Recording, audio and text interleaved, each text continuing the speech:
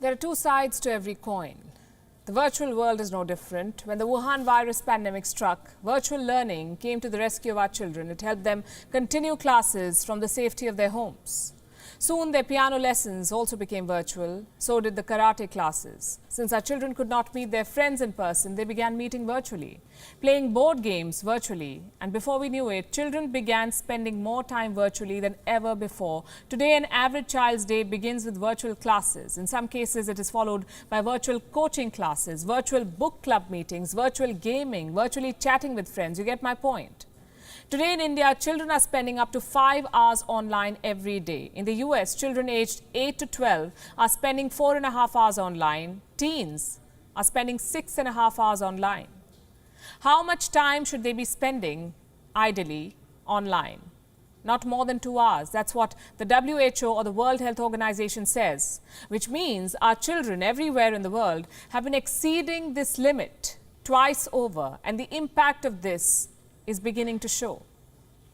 Today, our children have become so comfortable in the virtual world that the real world seems alien to them. Some children have begun displaying behavioral issues. Parents say they start crying or screaming when their phones are taken away from them.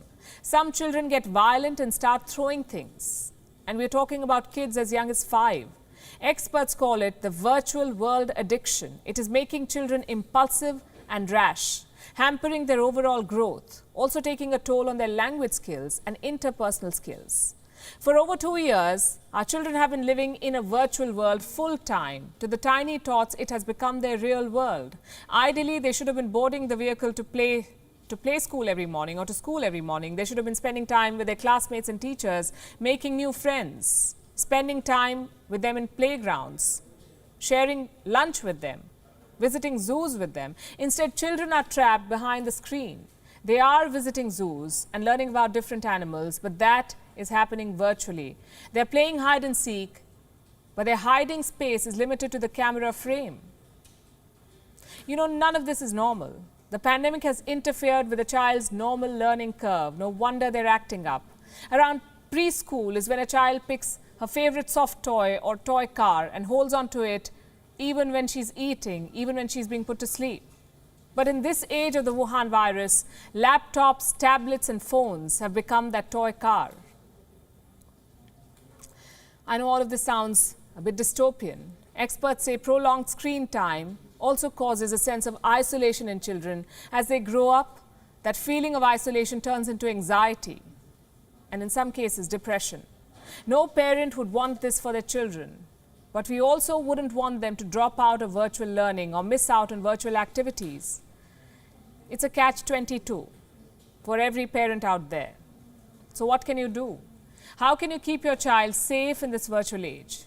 Perhaps look for a more advanced approach to learning, a hybrid form of learning with a mix of online and offline activities. This will reduce a child's exposure to the virtual world while also ensuring her overall development. Schedule a lot of non-screen activities perhaps. Turn off screens during meals. Those baby shark videos during lunch are not a great idea.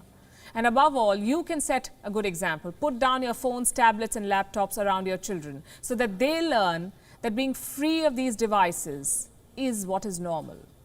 WION is now available in your country. Download the app now and get all the news on the move.